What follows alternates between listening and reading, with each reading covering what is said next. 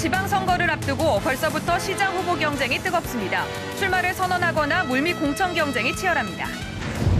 올겨울 25년 만에 한파가 2월과 3월 폭설로 이어질 수 있다는 주장이 나왔습니다. 서둘러 폭설 대비에 나서야 한다는 지적입니다.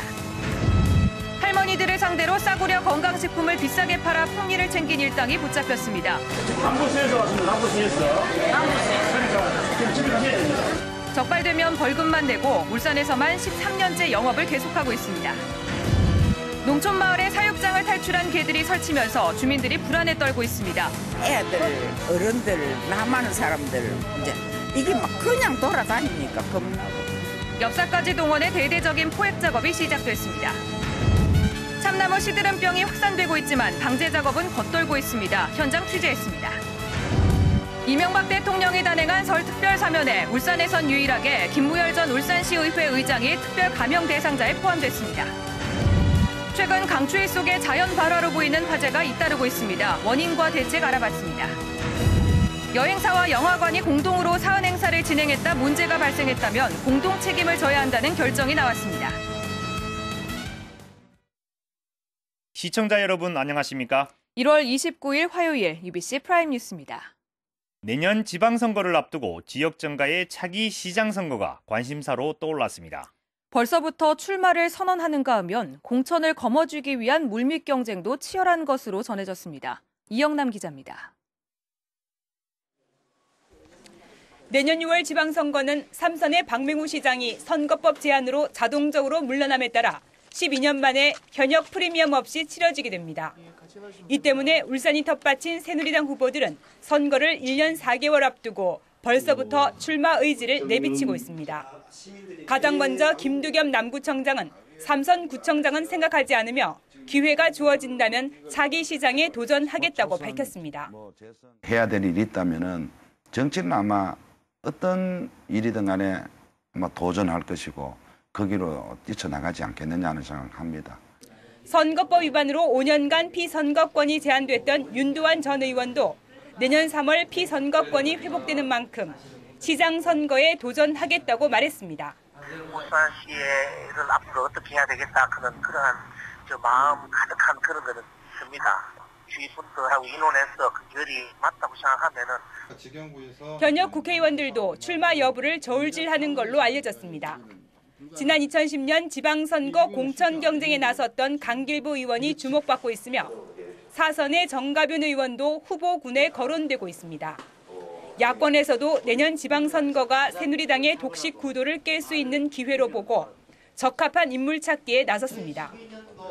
지방선거가 1년 이상 남아있지만 울산은 세판짜기가 예고되면서 후보군의 세결집과 물밑 경쟁은 어느 때보다 빨리 진행되고 있습니다. UBC 뉴스 이영남입니다. 울산에서 눈 하면 대개 12월이나 1월을 떠올립니다. 그런데 올겨울 극심한 한파가 이어지면서 2, 3월에도 폭설이 내릴 가능성이 있다고 합니다. 이정환 기자가 보도합니다. 지난 연말 6.7cm의 폭설에 울산의 도심은 한순간에 마비됐습니다. 눈만 왔다 하면 이 같은 혼란이 되풀이되는 겁니다. 제수장은 하나도 안 돼 있어. 제가 경주에서 5시에 왔는데 여기 와갖고 컴퓨터 갖고 왜 울산에 제수장이 안 돼 있냐고 자기만 얘기는 말이더라고요. 그런데 올겨울 또다시 울산에 이 같은 폭설이 내릴 가능성이 제기됐습니다. 올 1월 울산의 평균 기온은 0.5도로 이상 한파가 기승을 부렸던 2011년을 제외하면 25년 만에 가장 추운 날씨입니다. 올겨울 들어 울산 지역에서 최저 기온이 영하 5도 이하로 떨어진 것은 20일에 달하는데 이는 최근 20년간 연평균 발생 건수의 2배가 넘는 것입니다. 이처럼 극심한 한파가 2, 3월의 폭설로 이어질 수 있다는 겁니다. 실제 1960년 울산에서 기상 관측이 시작된 이래 2월 적설량은 1월 적설량보다 더 많으며 3월 적설량은 12월 적설량의 2배가 넘습니다. 특히 3월 적설량의 76%가 2004년 이후에 기록된 것으로 최근 들어 3월에도 심심찮게 눈이 내렸다는 뜻입니다. 12월, 1월보다는 최근 들어서는 2월, 3월에 더 많은 적설이 집중되고 있습니다. 그래서 한파가 지속되고 있는 올 겨울은 2월, 3월에도 많은 강설량이 예상됩니다. 해마다 되풀이되는 폭설 피해가 더 이상 반복되지 않도록 보다 철저한 대비가 필요합니다. UBC 뉴스 이정환입니다.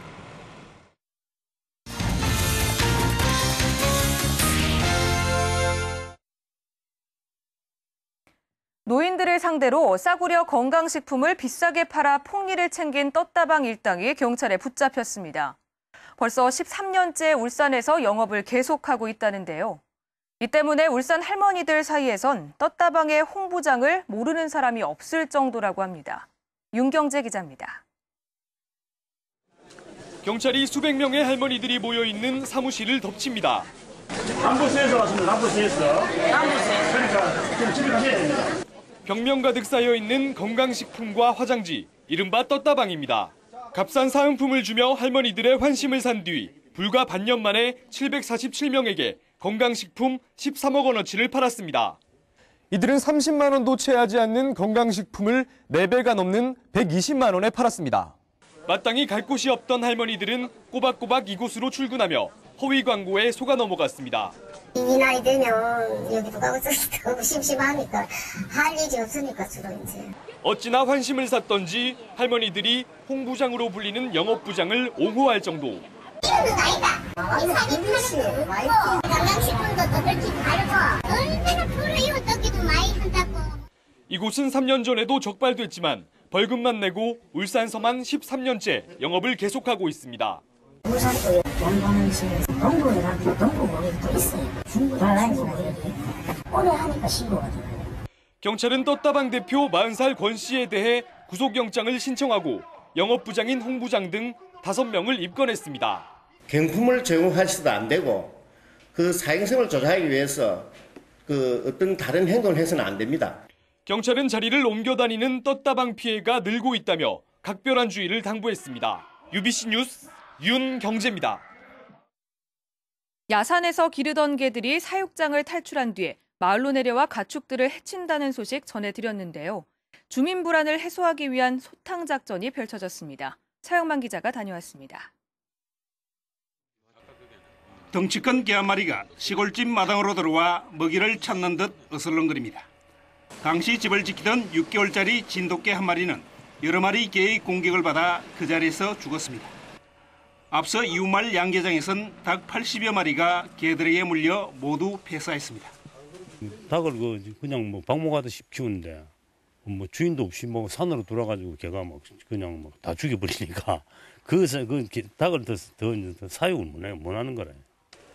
울주군이 긴급 포획에 나선 가운데 호피문의 잡종견에서 하얀색의 진돗개까지 17마리의 개들이 야산의 모습을 드러냅니다.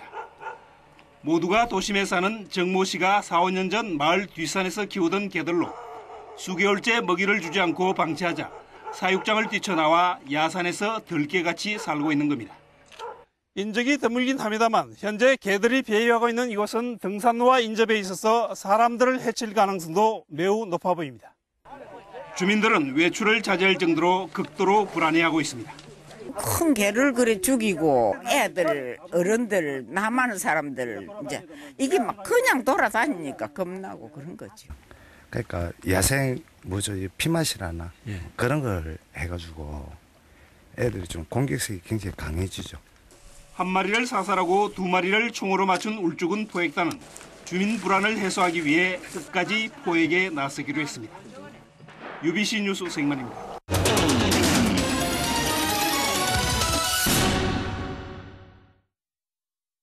울산에도 지난 2006년부터 참나무 시드름병이 발생해 방제 작업이 한창입니다. 하지만 허술한 방제 작업으로 또다시 확산되지 않을까 의문입니다. 이다루 기자가 취재했습니다. 시민들이 주로 찾는 문수산 정상 부근의 등산로.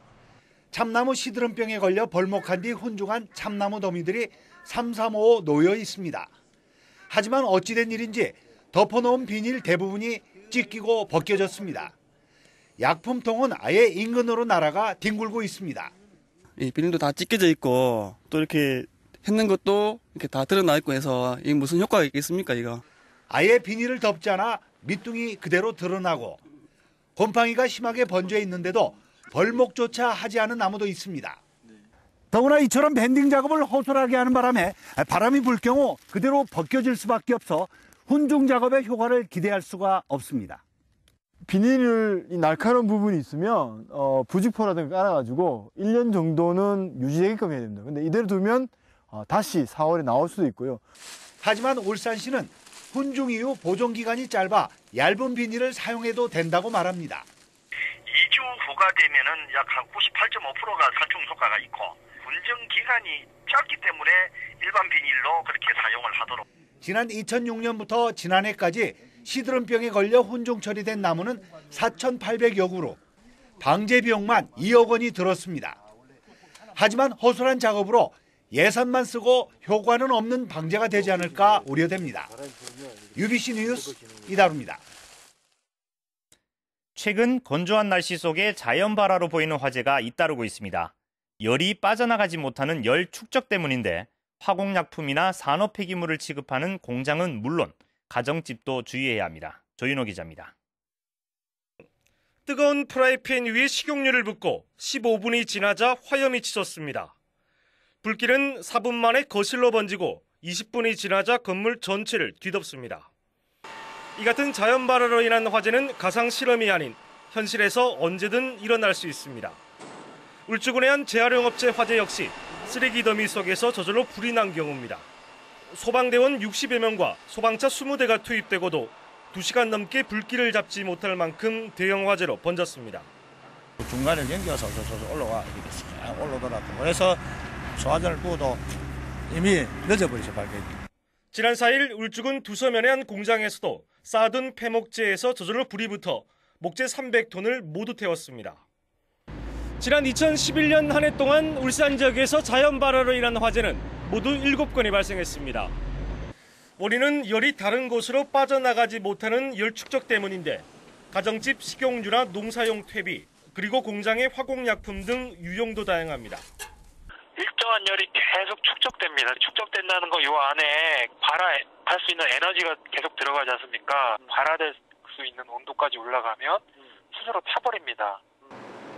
전문가들은 자연 발화를 막기 위해선 화재 위험물을 쌓아두거나 오랜 시간 방치해선 안 된다고 충고합니다. UBC 뉴스 조인호입니다. 이명박 대통령이 단행한 설 특별사면에서 김무열 전 울산시의회 의장이 특별 감형 대상자에 포함됐습니다. 김 전 의장은 지난 2009년 9월 뇌물수수 혐의로 구속 수감된 뒤 부산 고법에서 5년형을 선고받고 복역해왔으며 자녀 임기 1년 8개월 정도를 남겨두고 특별 감형됐습니다. 김 전 의장은 지난 2006년 울산의 한 아파트 공사 현장이 문화재 발굴 등으로 공사가 중단되자 공사 재개 청탁과 함께 업자로부터 2억 2천만 원을 받은 혐의로 징역 5년형을 선고받았습니다. 울산지법은 뇌물공여죄와 배임증제죄로 기소된 한국수력원자력 납품업체 대표 54살 김모 씨에게 징역 3년 6월을 선고했습니다. 김 씨는 지난 2008년 3월 한수원 고리본부 간부 박모 씨에게 납품계약 체결과 시공상의 편의 제공 청탁과 함께 500만 원을 송금하는 등 40차례에 걸쳐 4억 7,800만 원 상당을 전달한 혐의로 기소됐습니다. 김 씨는 지난해 3월 뇌물공여죄 등으로 징역 10월에 집행유예 2년을 선고받은 바 있습니다. 어젯밤 11시 50분쯤 울주군 상북면 천점 마을회관 앞 도로에서 59살 김모 씨가 숨져 있는 것을 택시기사가 발견해 경찰에 신고했습니다. 경찰은 사고 현장에 차량 범퍼 조각이 흩어져 있고 김 씨에게서 차량에 부딪힌 흔적이 있는 점으로 미뤄 뺑소니 사고를 당한 것으로 보고 가해 차량을 추적하고 있습니다.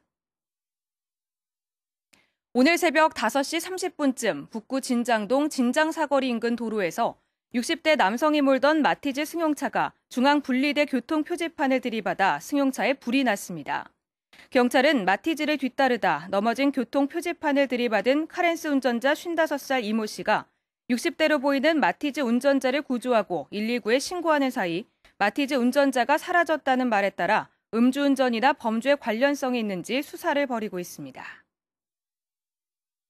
어젯밤 9시쯤 울주군 범서읍 천상리 54살 김모 씨의 오토바이 매장에서 불이 나 오토바이 7대와 매장 일부를 태워 소방서 추산 2,100만 원의 재산 피해가 났습니다. 경찰과 소방당국은 김 씨가 저녁 8시쯤 문을 잠그고 퇴근했다는 진술을 토대로 정확한 화재 원인을 조사하고 있습니다.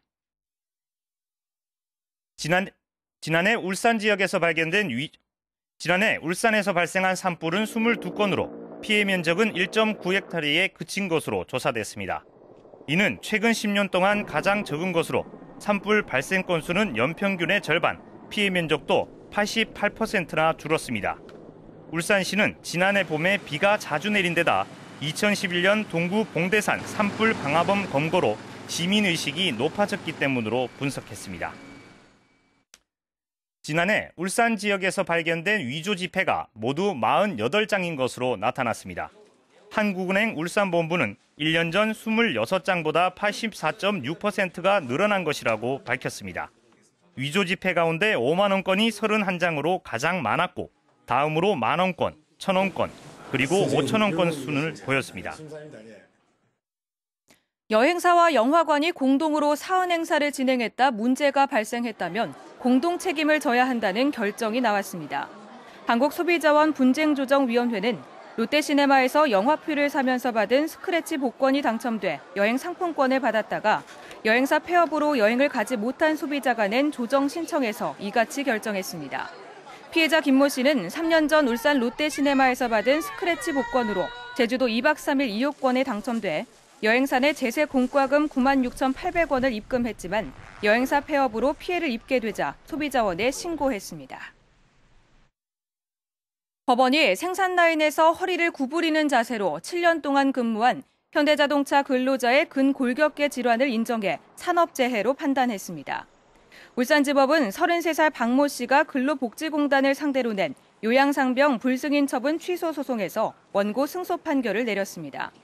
지난 2004년 9월 현대자동차에 입사한 박 씨는 2009년 5월과 2010년 1월 유추부 염좌 진단을 받고 치료받다 후전되지 않자 다른 병원 두 곳에서 허리 디스크의 일종인 추간판 탈출증 진단을 받고 지난 2011년 2월 업무상 재해라며 요양 신청을 냈습니다.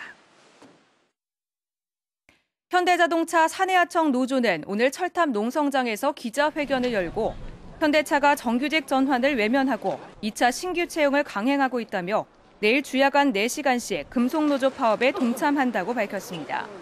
한편 금속노조 현대차 지부는 내일 금속노조 총파업에 500여 명의 노조 간부만 참여하기로 했습니다. 울산 지역의 지난해 수출액은 973억 달러로 2년 연속 전국 1위를 차지했습니다. 이는 전국 수출의 17.5%를 차지하는 것으로 2위인 경기도보다 93억 달러나 많은 것입니다. 울산시는 중소기업에 대한 통상 지원 시책이 효과를 거둔 것으로 분석했습니다. 지역 대선 공약인 산업기술박물관 울산 유치와 관련해 정부가 새 정부에서 적극 추진하겠다고 밝혔습니다.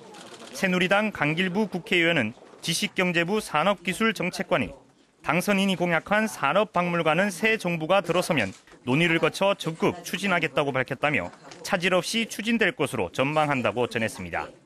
산업박물관은 4,500억 원이 들어가는 국책사업으로 빠르면 올 연말 기획재정부의 예비 타당성 조사를 거쳐 내년 상반기에 사업 시행 여부와 부지가 확정될 전망입니다.